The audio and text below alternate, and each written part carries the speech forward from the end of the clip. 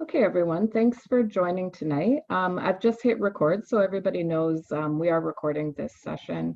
And I'm going to mute myself and pass it over to you, David and Nicole. Thank you. Hey everybody, my name's Nicole, and I'm here with Dave. We are both individual and family therapists who work with Lumenus, which some people may be familiar with the name. It was a merger of four different agencies that happened around. The merger happened around April, but our name change happened around June. So you might be familiar with some of the agencies. So we were part of Skylark, there's Griffin Center, Adventure Place, and Etobicoke Children's Center. Yeah, I think, Dave, do you want to talk a little bit more around, or do you want me to talk about more of the roles and then you can do land acknowledgement? Absolutely. So both Nicole and I, like Nicole said, are family and individual therapists. We are based out of MLC Launchpad. It's a great partnership that we had, we still have, with Maple Leaf Sports Entertainment around providing mental health services for folks that are in the community as well as that enter that space. So that being said, we will support individuals 0 to 29, right? That does not include parents. So if you're a parent of a child 0 to 29, we can definitely do the parenting support as well. So our services range from our drop-in services, which is runs like a walk-in clinic. Right now, it's business as usual, and I use the term very loosely under these conditions, but we are up and running. It's looking a bit differently where we do phone and virtual sessions, just like kind of like how we're doing today. We do parenting groups, we do workshops, like webinars like right now. We do work in the community, ongoing counseling services. So brief and more long-term. So we do a range of services, and we will give you or provide our contact information as well for any further questions or resources or ways to connect with us. Am I missing anything, Nicole, before we move on to the next part? I think that kind of covers a piece. Like, we do a range of work. We've been doing also parent groups, in particular with MLSE Launchpad during when COVID started, and we're still going with that as well. So we can talk more about that after. I think in terms of the questions, like, we definitely looked at the questions. We tried to incorporate it as much as we can into the webinar that we're doing today. Things to be mindful, there were questions for younger kids. CMHO is going to be doing one of these webinars specifically for younger kids, so under 12. This one's geared more towards youth, so 13 to 18 years old. So we aren't going to touch on those pieces just because CMHO is going to run something similar. And some of the questions might have been around the school piece and around healthcare. Some of those we aren't able to answer just because we're not working in the school system, so we don't really know what's going on in terms of policies wise. And same with healthcare, there's only so much that we're able to cover. But we definitely did take a chunk of the questions and incorporate that into what we're going to be talking about. Thank you, Nicole. I think before we start, there's something that we like to do is we like to do a land acknowledgement. I think it's really important for us to take part in this way to acknowledge the land that we're on. So in terms of that, I know we're in a virtual space, so we'll be kind of basing the land acknowledgement on Toronto, because that's where Lumenus is based, and that's kind of what we kind of try to ground it in. So before I start, if there's any kind of mispronunciation, I apologize ahead of time. We're learning as well how, in terms of ways to acknowledge the land that we are on, as well as to do it in a way that is mindful, inclusive, as well as very thoughtful. So we'll go through the land acknowledgement right now. So as part of our efforts to recognize the recommendations from the Truth and Reconciliation Commission, we would like to acknowledge the land that Toronto is located on. The land is the traditional territory of the Wendat, the Anishinaabe, Haudenosaunee, and the Mississaugas of the Credit First Nation. Toronto is in the dish with one spoon territory. The dish with one spoon is a treaty between the Anishinaabe, Mississaugas, and the Haudenosaunee that bound them to share the territory and protect the land. We acknowledge them and any other nations who care for the land. Acknowledge, recorded and unrecorded as the past, present, and future caretakers of this land. Thank you. So one of the first topics that we thought we would cover is just transitions. And we want to acknowledge that there are multiple transitions happening here. So for some youth, they may be starting high school for the first time. Maybe they're taking transit for the first time, or maybe they're taking transit after a long time since they've been out of school since March. There might be new social circles that might be created as well. I think in general, the transition between summer to September going back to school can be challenging, let alone you haven't been in a physical school if you're going back into that piece, or even online. I know there's some pieces that are still being worked out for a lot of people right now. But even getting into more of a structured, because I think from March to June, it seemed like everyone was just trying to figure out what that looked like. So there's just so many transitions, and really just acknowledging all of these different transitions and how it can feel really overwhelming when there's so many happening at once. One of the things that I feel like kind of runs throughout this whole webinar that we're doing is validating. I think there's one thing that you leave with, I feel like, validation. So like validating these transitions and that they might be more complex than usual. And I think when we hear the words like validating, sometimes it just seems like, oh, like you just acknowledge it. We really want to be mindful with that. So it's acknowledging what might be the emotion that your teen or young person is feeling, and like giving reasons why you think that they might be feeling that. I think it really shows when you're able to support reasons why. So like you might be feeling really nervous about starting school in person because, you know, you're not sure on what the policies of school are going to be like. You're worried about maybe getting COVID and maybe having that spread towards us. You're concerned around taking the TDC and like all these extra procedures that you may have to do, like just giving more of an understanding of why you might think that they might be feeling that emotion. I think with validating, another piece is also, if you get the emotion wrong too, sometimes they tell you, and that's great. And then you can also look at like understanding why they might be feeling that. And I think that can be such an important piece for them, for the young person to feel heard and understanding that, okay, like my parent or my caregiver understands some of these emotions that I might be dealing with at this moment. Finding ways to plan and support them. So 13 to 18 is a bit of a big age group. 13-year-olds may need more support in terms of planning and supporting them. But maybe if you're looking at the ones that are a bit older, you might be looking at how to encourage them in this plan. This is a plan around supporting them that involves them. So like, do they have ideas and suggestions that they would like to incorporate as well? And checking in with like how things are going. So when they started school, I think it's continuing that conversation. I know a lot of questions have been like, you know, your child has started school and you're noticing things. So continuing these check-ins and maybe starting off with something around like what was something positive before you move into things that might be a bit more challenging. So really focusing on those strength-based pieces. That's a little bit around transitions.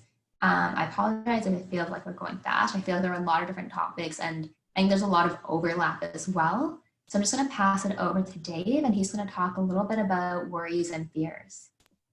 Thanks, Nicole. And, you know, the topics that we've kind of come up with are from the amalgamation of the questions that we received. So if there's any other questions that folks have, please put it in the chat. So that kind of also helped fill out, you know, the topics that we're talking about. It makes it quite relevant, as well as, you know, when we think about young folks between the age of 13 and 18, you know, not quite adults, not quite children, they're in that in-between place of, you know, in between those two stages of development, but also in a place where you can really collaborate. I think that's a big piece as well. When we're in that, for that age range, we're really parenting to prepare, right? You know, around problem solving, conflict resolution, building independence, as well as agency. So it's really great when you can work with your child or children around some of the strategies that you may find effective, or things that you can do to kind of problem solve and also support your child. So one of the things that comes up and is coming up is worries and fears, right? So there's, in terms of the situation that we're now with COVID and things going on in the world around anti-Black racism, there's a lot of things that are on people's minds and hearts, that's for sure. There's a lot of things coming through the media, there's a lot of information, and even for adults, I feel like, you know, it's hard for I know we speak for myself, is that it's a lot to process. And also our own worries, our own feelings, and our own experiences can come up in these times as well. So we want to be really mindful of that as well. So it's totally understandable and normal for fears to come up, and also fears to overlap as well. So we're noticing some fears, I think, and worries around, like, how's it going to look like in the school? Like, that could be a transition question. And, are we going to be safe when we're there? Are we going to be safe on the way to school? How's school going to look like? Am I going to be successful? Are there supports there that can support me in this time? All those things are things that we're experiencing and hearing as well. And, I can't see folks right now, but maybe there's a couple nods out there like, yeah, maybe that's what I'm experiencing as well. So we really do recognize that, in a time of uncertainty and of a lot of new things, we like to focus on what you can control, right? So you could have a conversation with your child or children around, what are some things in the immediate that we can control in a time of uncertainty that really allows individuals to focus their attention on, the present moment, as well as problem solving together, collaborating. It also increases their agency. So by agency, I mean like their ability to feel like they're confident in doing things, and accomplishing things. So interesting enough, I think also seeing the child, like validation, collaborative problem solving, are really helpful. And interesting enough, we do try to weave in this validation piece. It's really interesting. It's not about accepting behaviors. It's really about acknowledging and accepting where they're at in the moment, right? And it's interesting enough, when we use validation in these moments, it allows even our limbic systems to come to a place of calm. And it's totally normal in terms of our anxiety levels, anxieties and worries and fears, that we may be, a bit more hyper aroused than usual, right? That we may be a bit more reactive or sensitive to things. So it's interesting enough that when, we're experiencing uncertainty, there's a lot really kind of going on now. Like what's going on in an immediate future, or like down the road? Like, is there a potential lockdown into the future due to increasing numbers? Like, there's a lot of things that are in the air. So it makes sense that there's a lot of questions, and maybe a lot of questions that parents cannot answer in this moment right now, because we're really going minute to minute, hour to hour, day by day. So it's interesting enough is that we can validate the worry, the fear, the anxiety, as well as I tell parents and Nicole as well. It's like, if we kind of share a bit of our concern as well, like our feelings, it could really help de-escalate children, because it really allows them to feel connected, and it humanizes us as parents. So I'm a parent as well. My child's much younger. It's 2.5 years old, almost 3, not in the teens yet, not yet anyways. As well as I'm noting things coming up with her in her early years as well. So interesting enough, my type of parenting is a bit different, but in terms of parenting someone in the 13, 18 range, you could really kind of connect around sharing your concerns. Like, what, I'm feeling really worried too. When I hear the things that are on the news, and when I hear things and hear about numbers and things like that, it really concerns me too. And that piece can be a really great connector. Parents humanizing their experiences, their feelings, builds a closeness, saying that foundation. I always say it's like it's like the foundation for future conversations. Whenever children feel dysregulated, allows them to feel heard and seen. So the validation is something that we really like to weave into the conversation. So interesting enough, we've also heard, and Nicole, you can also add in as well, is that we heard from our clients and people that we work with that children with social anxiety who may have maybe not done well previously when school was going on, have been doing better or well under lockdown, or due to the fact that they're kind of at home, and they don't have that anxiety around in social interaction, because that's also been decreased, right, due to the lockdown. And now kind of transitioning into school, whether it's full-time, part-time, they may be experiencing some heightened anxiety. So really, normalizing that experience of like, wow, you didn't have these interactions before that were giving you some heightened anxiety, and that transition into school in this way may be challenging, right? So really like validating that, as well as supporting students around like what's going to work for you. And we can even talk about incremental steps, right? Like what can help you get to like the next day and really kind of work out of your practical ways with your child. And it could be also, a collaborative process. Interesting enough, we had a question around like, children having conflicting feelings about going to school, and we're hearing that as well. It's like, I'm excited, but really nervous, right? Due to kind of safety and things like that, as well as how's it going to look like? And as well as, multiple siblings in the home having different feelings because they may be in different developmental groups as well. So really kind of validating the feelings, as well as it's totally normal for kids to have these conflicting feelings. It makes complete sense when this is a completely new way of going to school, a new situation. So it's really great to kind of use that validation piece and normalization piece as a connector, as well as allowing your children or child to feel heard and seen, which has a really regulating effect as well.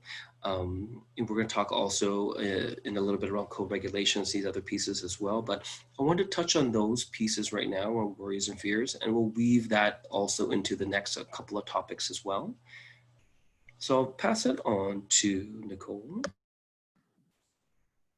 I think kind of going off of that similar thought around, definitely have seen clients who started with us during COVID and literally were like, hey, everything is going well because anxiety was around school. I think having this option of being at home and doing school online is definitely reassuring to them. And I might also feel like, why is this not an option in terms of if this feels safe? And I guess that's where some pieces around, if you would like your child or your youth to go to school in person and they may prefer online.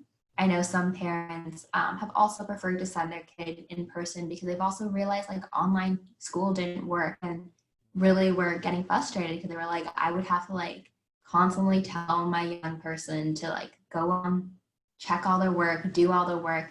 But I think sometimes it's really hard when you're at home to really feel like it's school too. I know as adults, we talk about having that like work-life balance and like, can you keep work in a separate place in school? And I think for teens, it can also feel really confusing and it's very easy to like forget about school when you're doing these online presents. So I think there might be this anxiety around going back, or there might be this avoidance as well around like engaging with school. And I think that's something that parents have mentioned to us and sometimes struggling with around my child doesn't want to go back into in-person, only wants to go online. And then they are not really engaging with online, and that creates more stress and tension in our relationship because now I have to be like a teacher and I have to constantly be monitoring them to be like, did you do more of your work? Why are you playing video games now? Or shouldn't you be like listening to a course? I think those are some of the pieces that have also come up. I think also around the anxiety, recognizing that we all have different backgrounds in our social location. And so some of us may be experiencing more anxiety than others. So we're also in a time where anti-Black racism is very prevalent and happening. And so what does that feel like for someone who identifies like a young person as being Black, living in a world where we're seeing so much of this happening as well, on top of experiencing a pandemic? So like there's so many different layers there. Yeah, so I think in terms of like some of those pieces around anxiety and the avoidance, like can we focus on future-oriented goals and ways to manage social anxiety if that's coming up to achieve them? So I think it's a really big step if they're going from online, if they have social anxiety and they haven't gone back to school in a while, to expect them to go back right away.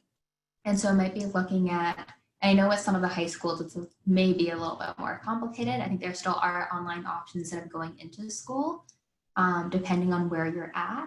But it might also be looking at what are some like smaller steps that we can take to support your youth in this process, as well as like long-term steps, and recognizing, because I think a lot of times we think about our end goal, and I always talk about it's all the little steps that we do that we don't really think are that important, but without those, we would never be able to achieve our end goal. And so working with them collaboratively, as well as looking at what's motivating them. So is it something that they like, I want to be able to attend class, or I want to be able to see my friends in school? And is that enough motivation to kind of look at what are some of the smaller steps that we can get so eventually we can get you there? Maybe it might not be this year because of like COVID and that's increasing your anxiety. Are there things that we can do? Something else I like to look at is also like, for sometimes parents, like where is the worry and fear that you're experiencing and where is it coming from? But I think a lot of times it comes from a really good place. Like you want your youth to do well and you want them to succeed.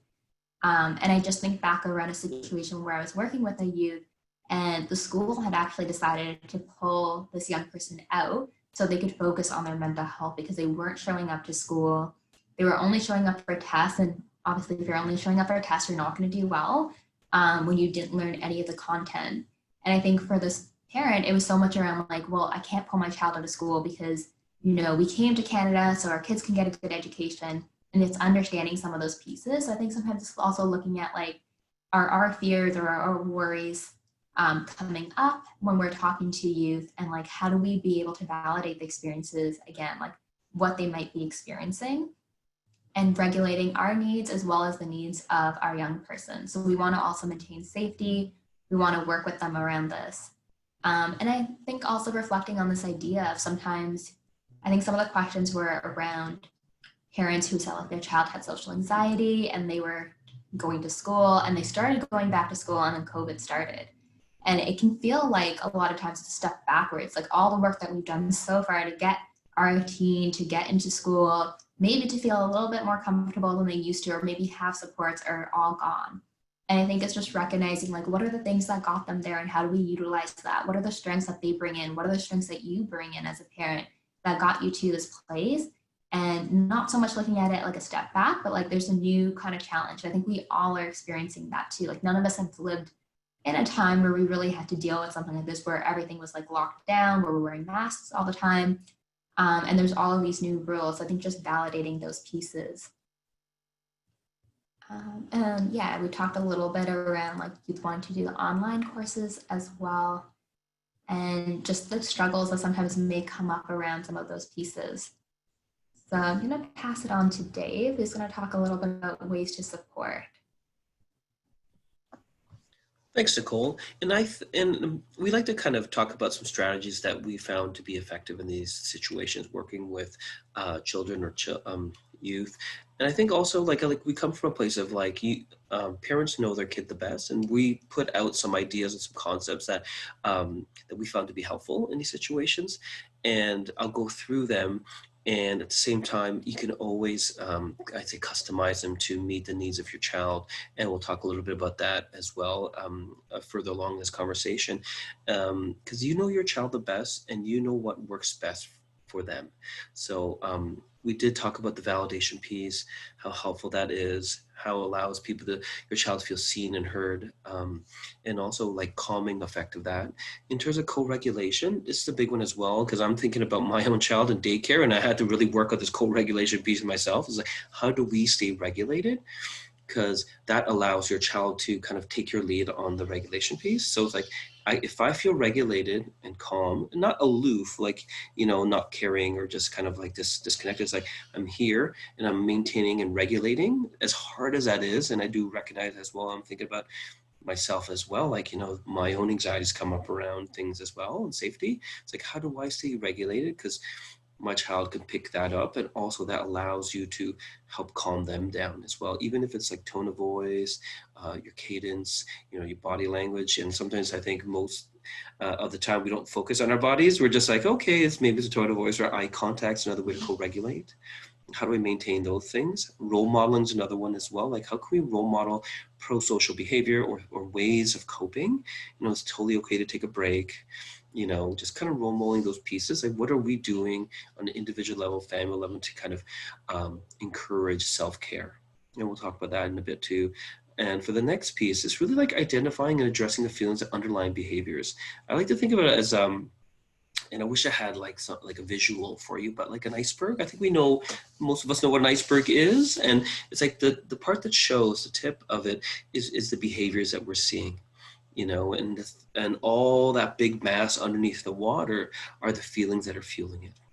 We generally focus on the behaviors, because that's right in your face, right? So I think, for me too, when my child throws something across the room, like, okay, addressing and identifying what's underneath. And a part of it is like us trying to guess, as well as starting a conversation with our child. Like, it seems like you're feeling a bit anxious, and I could be wrong. I'm wondering if that's what's coming up for you. And I think also working with the 13 to 18 age range, like you may not get a lot of forthcoming information at times, and it's totally, understandable, but also like really putting, starting the conversation, really setting the groundwork around like, I'm noticing this is coming up. I could tell by your body language, I know you pretty well, and I'm wondering if that's what's coming up. And then that starts a conversation around, okay, I mean, that's what it is, right? And not saying the behaviors you kind of like, don't worry about them ever again. It's just, let's focus on the feelings underneath the fuel, and the way we see things is like when we focus on those things, the behaviors tend to decrease because they're feeling more heard. Also, the piece around advocating for your child. So, as the school year progresses, where I don't know, for some it's a couple weeks, some people it's 3 weeks around school, is that, checking in with your child. It's like, how are things going? What are some positive things like we talked about before?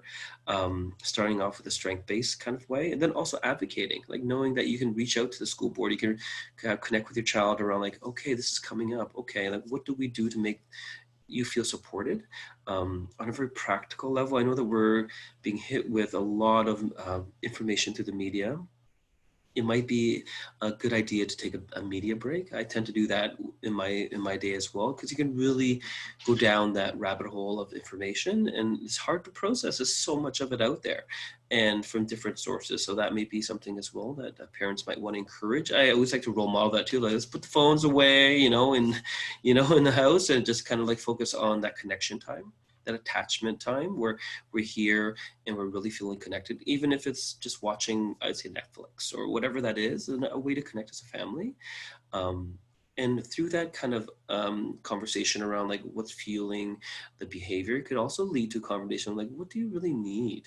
And ways to kind of support them under these conditions. Like, what, maybe it's, getting some support around learning.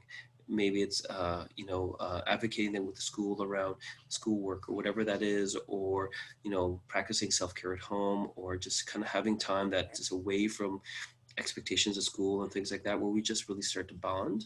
I think people have been building in family time or like whatever time to kind of strengthen those bonds. We talk about the power of connection, parent-child connection, and, as well as connection, that you can encourage your youth to kind of connect in other ways as well, like connection to self, connection to others. And we put this out too, like on also connect to something other than yourself that's not like a person per se. Like sometimes we call it like connect to that spiritual side of self. It could be faith-based, it could be nature, it could be music, it could be art. So I always like to think about connection in like a tripod kind of way. Like if people are into photography, they probably hit home a bit more. It's like, you want all the legs. If one leg is connection to self, connection to others, and kind of that other part of yourself, like spiritual part of yourself, you want it to be balanced. And it could be a way to strengthen connection, between you and your children, as well as their agency around connecting. Some things that we've been noticing is that from parents, like, my child is really into social media, video games, tablets, anything with a screen. And it's like this increased usage, and it makes sense in this time where there's a loss of connection, that you find connection where you can. And when we talk to youth around like, okay, you seem to be on your video games quite a bit, it's like, well, I get to see my friends on there. And now that we're kind of going back into school, those things may still be around when you're not in school or doing things. It's like, well, understanding as well, like that piece around connection, and kind of like the push towards, because we're connection seeking beings, as well as other ways to connect as well, encouraging that. And also really kind of finding creative ways to do so. I've heard some really great ideas and stories coming from families around ways that they're connecting, as well as when we talk about like screen time and video games and social media and stuff like that, the impact on the brain as well. So we like to kind of think of it as like a gradual step down kind of way of addressing it. So like, rather than going, cold turkey, it's like, which could be quite jarring, because you've been kind of using this way of coping and connecting. And now that things have shifted and you're kind of in school in different ways, it's like, can we do like a step down, gradual kind of way of kind of like, kind of finding ways to kind of decrease usage, but finding connection in other ways, so replacing with another type of connection. We've also had a question around, supporting children around this anxiety, who may be experiencing maybe a developmental disability and other kinds of disabilities like that. And I think, we're not super versed in kind of the specifics of that, but in terms of the clients that we're working with, we can kind of talk about, really working with where they're at, right? I even think about my own clients that identify that way and have those diagnoses, is that, working on their strengths, right? Really finding a way, to kind of connect and be attuned to their way of understanding the world. An example for me would be for one of my clients who is on the spectrum is really using concrete examples and concepts. We always talk about age appropriateness, right? And making it age appropriate, and also with working with where your child is at the time, as well as working for a place of validation and attunement. So being attuned to where they're at emotionally and in terms of experience.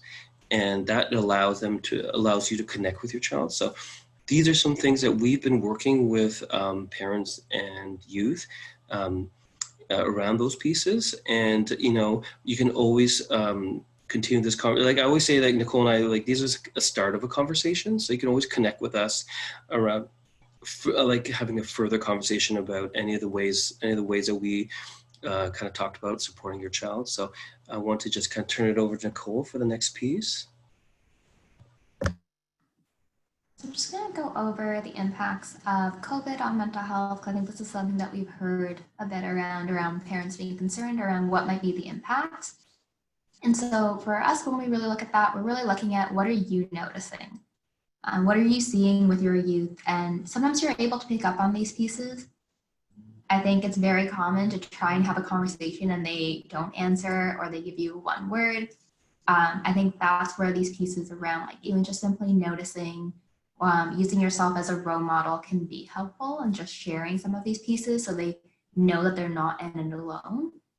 And I always think of like, I was telling Dave about this. So there's a show that I was watching and it was like this youth and her mom had left. And so she was just living with her dad, but dad was always busy working. And so she got in trouble a lot because they were always like, we're going to call your dad in. And she's like, good luck with that. Like he's never going to show up. And then at one point they get into an argument and he leaves because he has to go to work again. So she's kind of mentioned that. So he took the effort to like stay home one day and make dinner, even though it tasted really bad. And then he had acknowledged and he was like, I think you purposely pushed people away because of what happened with your mom. And you're afraid to get too close to people because you feel like they're going to leave. And then mentioned after, I want you to know, like, regardless of what happens, I'm always going to be here. I'm never going to leave you. And like the response that she had was like, okay, whatever. And she walks away. But as she walks away and she sits down, you see her like look back at her dad and she's smiling.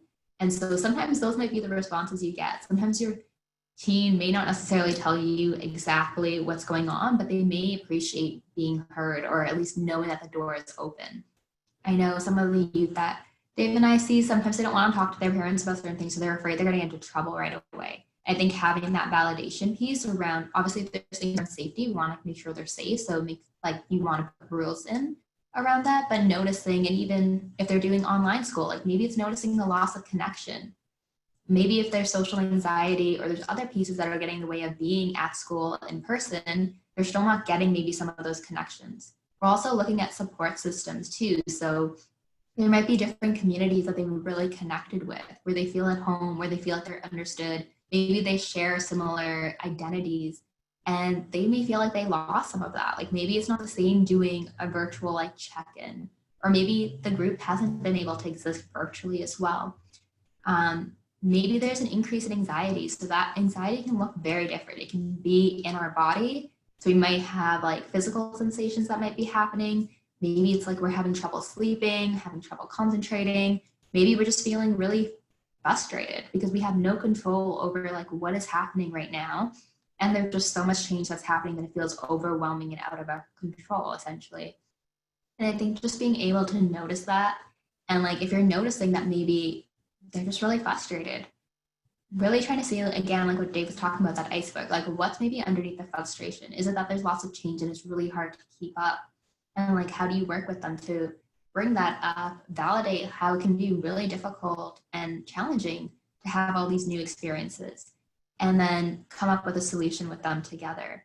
Or if it's loss of connection, can you come up with like finding ways? So maybe they were like very active in certain groups and that's all they used to do. And now all of a sudden that piece of their identity is gone. So I know like there may be youth who maybe were on a sports team, right? Or maybe we're in dance. And we talked about this very early on in COVID of, especially if they were like in grade 12 or something like that, where being on this team might have been the last time that they could have been on this team, like it was a school team. Or maybe it's an after school program and that feeling of like, now I just have this big gap and there are people I connected with, there are things they can do. What might be other ways that you can like help them maybe develop new hobbies, find different programs that might be around things that they're interested in, or even start something they've always been interested in as well. Dave really talked about the increased use of screens and technology. So I think we're definitely seeing that with COVID, people just trying to find ways to connect and just validating that. So definitely we don't want young people being on video games and on their phone all the time. And I think when you're taking those pieces away, or when you're setting limits, validating the fact that like you understand this might be a way of connecting and maybe they're feeling like they're not able to connect in the same way. And this is quite helpful. And like coming up with strategies around it and even expressing like what might be some of your concerns around that as well. So I'm just gonna pass it back to Dave. Thanks, Nicole. I think the next piece, and I think it kind of dovetails and kind of builds upon things we're talking about, is like, how do we improve the communication with our child or children?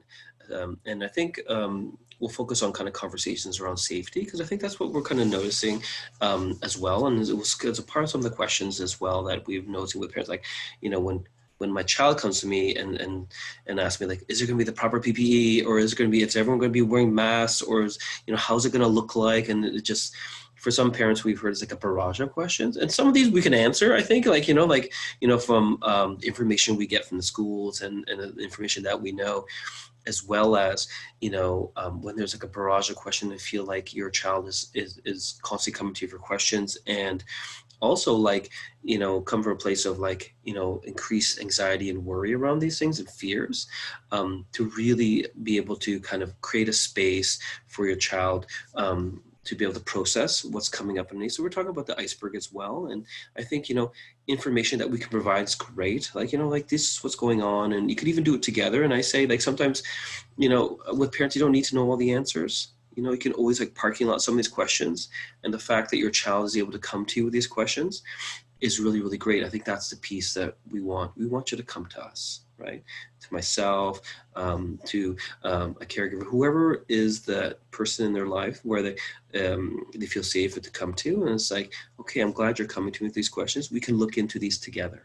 Right? I don't know all the answers. I think it's a great way of validating as well. It's like, you know what? It makes sense you have all these questions, right? Some of the answers I know, and some of the ones we can look into together. And some, I may have to do a little bit digging to figure it out. It's interesting enough when we hear about just kind of constant questioning, and this fixation on certain questions, and it makes sense. I say using validation to regulate, and also using ourselves to co-regulate our child. Something we're noticing is possible almost compulsive behaviors on hand washing, hand sanitizer, things like that, due to kind of fears around safety and COVID. A parent that I was working with kind of knows that as well. It's like, I'm noticing that my child's washing their hands quite a few times. I would leave the soap on for a while and do this and that.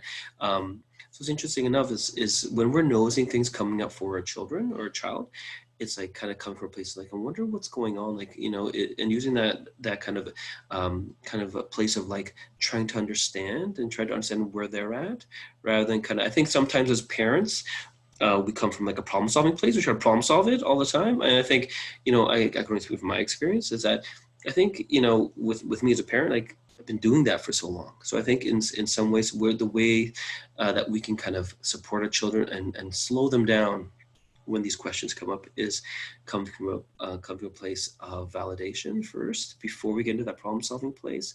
And it's I'm noticing this, I'm wondering what it's about, right? What are some of the worries that you're having, or why do you feel like it's necessary to do this? And understand that, keeping yourself safe and all that kind of stuff is really important. Some of the things we've been hearing from our youth is that I'm really worried that I'm going to bring that home, and there's people in my life that I really, really love, and I don't want them to get sick.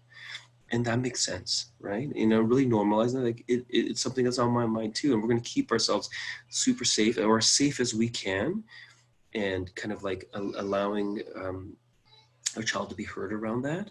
Interesting enough, when it becomes to a point of fixation, like there's times of focus. So we focus on certain things because it means a lot to us, or we feel like something's going to happen. Then when it becomes gearing more to fixation, like doing things and fixating on certain things, could be an indication of heightened anxiety. So what happens when anxiety is very generalized? It tends to focus on key things that that kind of makes sense for us in that moment, and we kind of fixate on that.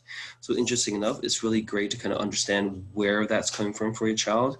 We will be talking about kind of like further supports for your child if you feel like this is something that's becoming quite heightened, and I feel like this is something that we need to access support around. We're definitely we'll talk about the supports and ways to connect with us around things as well.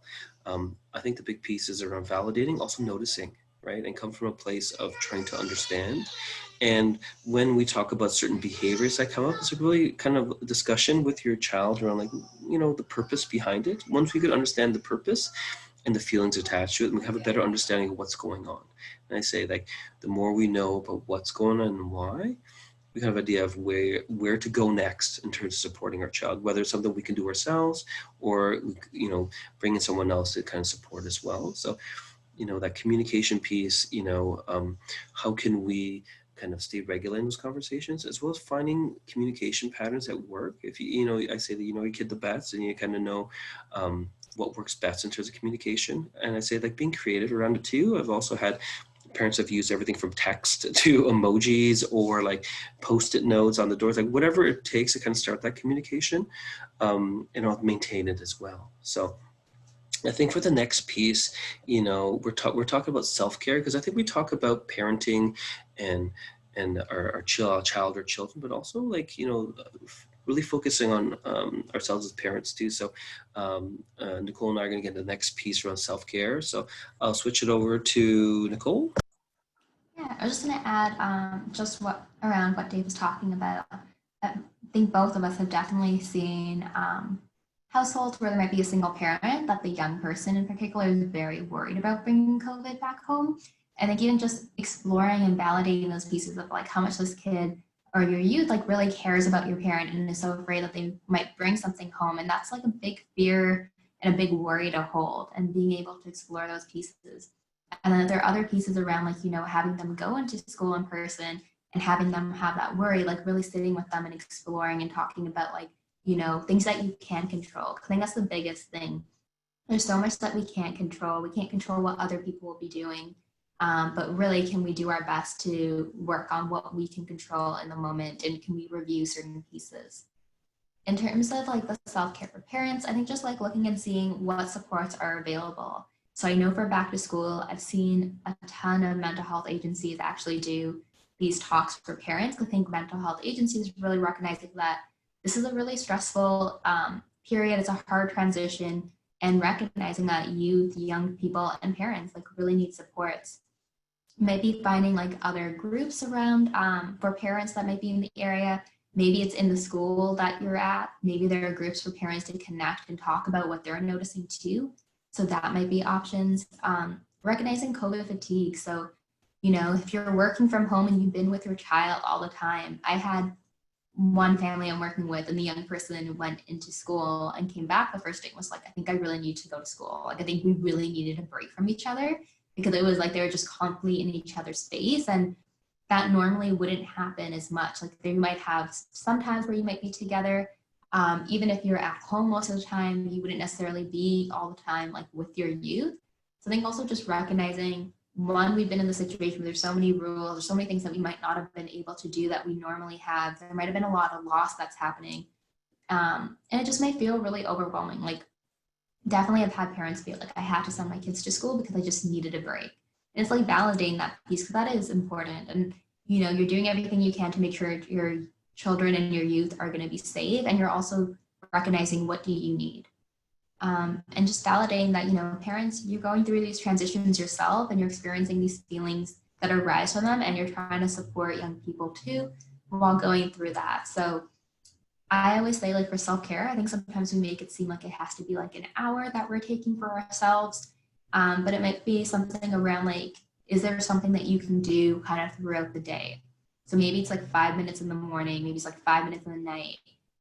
If you are driving, is there a form of self-care that you can maybe do during that time as well?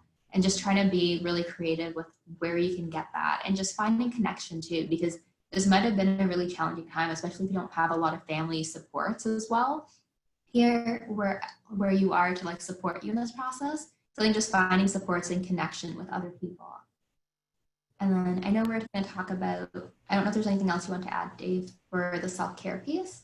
I think, what works best for you, and it could be something that, really resonates with you. And I'm always thinking like, pulling from, I can only speak for myself, but like, pulling from maybe some of the culture piece that really makes you feel connected to, my culture or certain parts of our own identity. I think it's really important as well, finding the ways that we can connect ourselves. I mean, I think we focus on our child or children.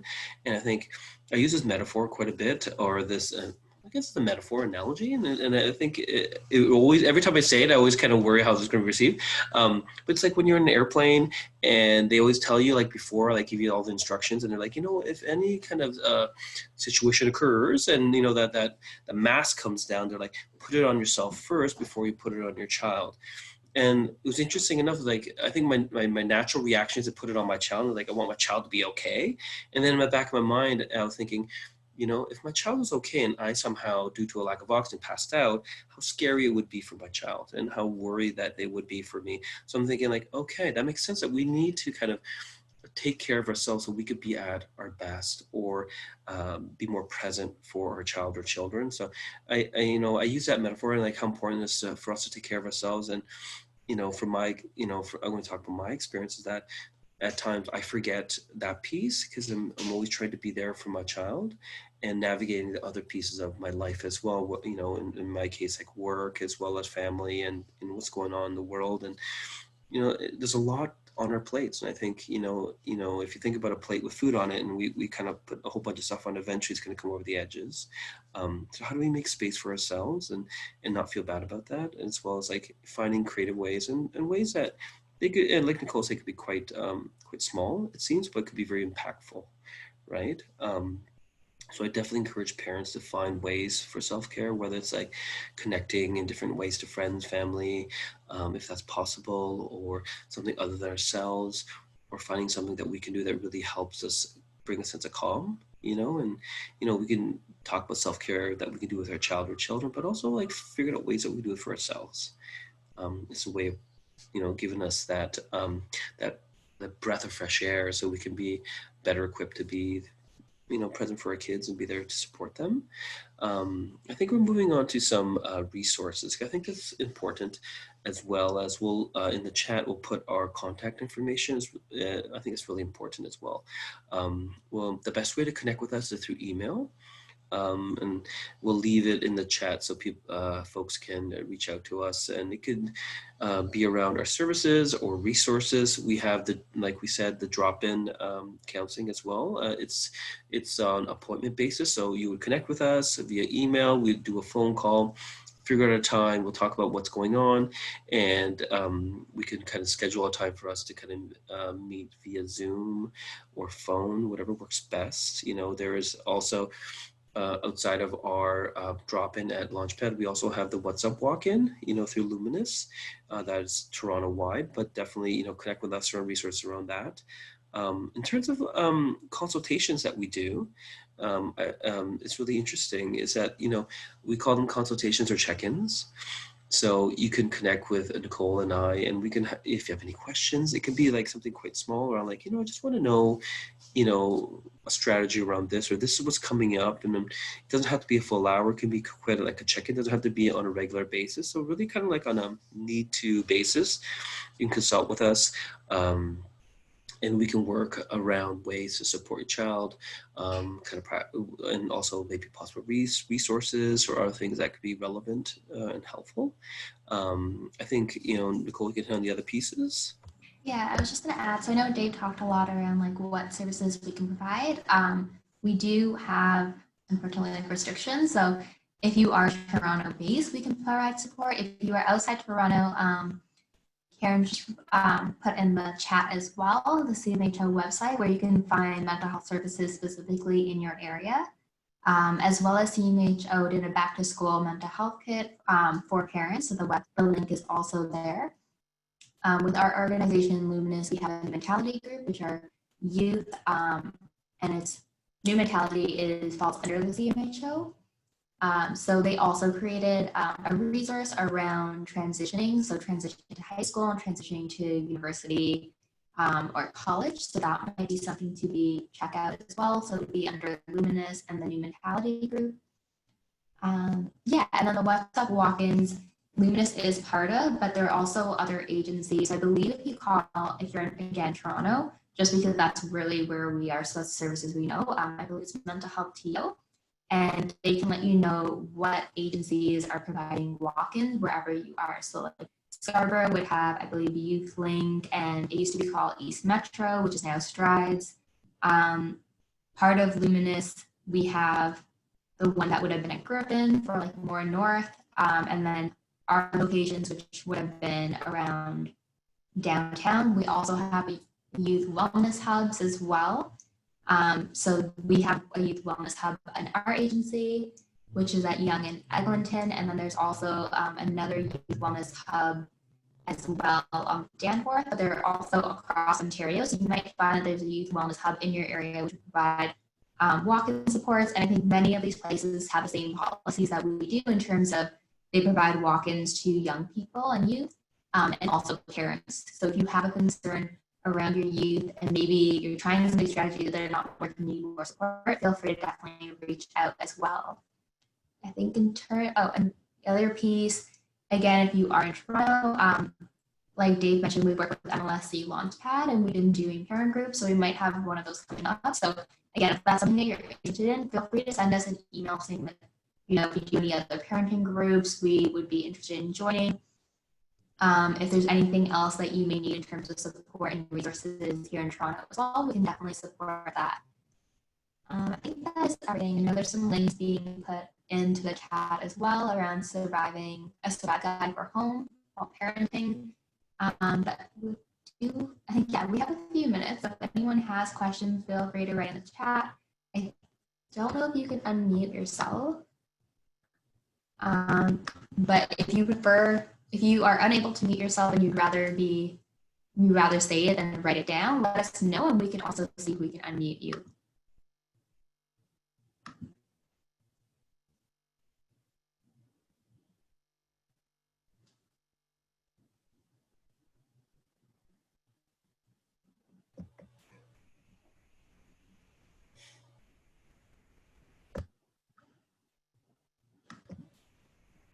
So I think, Nicole, this is a great kind of spot to kind of reiterate that, this is a start of a conversation, and that also, you can parents and folks can always reach out to both of us around any of the resources that were kind of put in the chat, as well as the things we talked about. Please feel free to reach out to us via email, and we can kind of figure out a time for us to kind of have a conversation on ways to support you, as well as kind of talk about things that are going on as well, and any kind of resources you may need at this time. So that being said, please reach out and we can kind of take it from there. And also, thank you for taking part in this webinar, which is, I found really helpful at this time, and also me as a parent as well, so to know that other parents are going through this a very similar situation, as well as having these conversations. I feel like are really great places to feel, as parents, to feel validated that these are going on and these are real things, and that sometimes as parents, I can speak for myself, I feel very siloed. So it's a really great connector as well. So it's really an honor to be here and to be able to kind of spend the hour with everyone and to kind of talk about the things that are impacting families and youth right now. Anything else, Nicole, before we wrap up? I muted myself by accident. Yeah, No, I don't think I have anything else to add. Thank you all for being here and taking the time. I know it's a really busy time. And I know it's always hard trying to figure out like the right timing for everybody. So definitely appreciate that. Definitely appreciate all the people who've sent in questions so that I could really inform what we're presenting on. And yeah, feel free to reach out to us if you need any support. Thank you both so much. I just unmuted myself to say thank you. You guys really touched on a lot of really important things. And I noticed a lot of what you talked about is also in the back to school mental health kit. So you guys were able to go into it a lot deeper than we can in the kit, but it's a great follow-up resource for people as well. So thank you both. We really appreciate you doing this tonight, and hopefully it's the first of more to come. Okay, so I'll wrap it up there, and thank you for leaving your emails too. I appreciate that. And for everybody who's still on the call, we'll definitely send a recording, and we can send some of our resources with the recording as well. Okay, so thank you both and good night.